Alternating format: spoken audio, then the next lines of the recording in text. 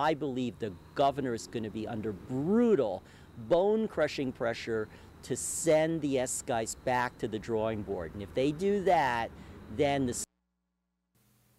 the governor hits the reset button on the regulatory process for hydrofracking because of health concerns, and some feel that the all-important S-guys could be next. Good evening, everyone. I'm Laura Queso. And I'm JB Buno. Thanks for joining us here on the late edition in High Definition.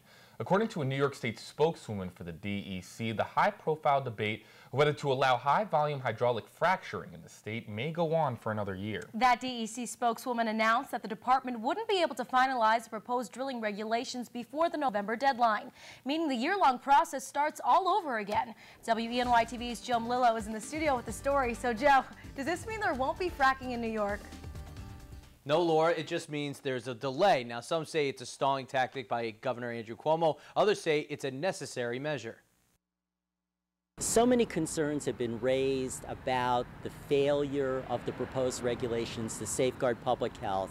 Governor Cuomo announced last month that the DEC did a health study on the effects of hydrofracking, and that health study is set to be reviewed by the Department of Health Commissioner. His review should put the DEC past the November deadline to accept the regulations for drilling and reset the clock, forcing the department to conduct more public hearings. Walter Hang from Toxics Targeting in Ithaca wrote a letter to state leaders addressing the health concerns.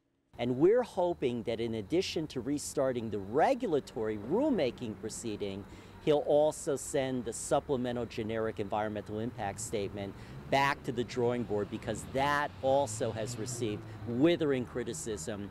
The supplemental generic environmental impact statement, or SGEIS as it's called, is tied to the statewide shale gas moratorium. If that passes, then companies can then get permits to drill in New York.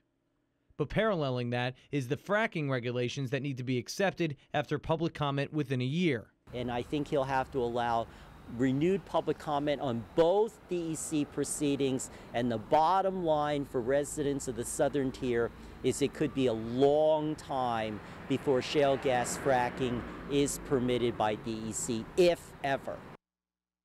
Now, we'll keep you posted on what the state health commissioner says about the DEC's health study, but in November, the regulatory process is scheduled to restart. Live in the studio, Joe Melillo, WENY TV News.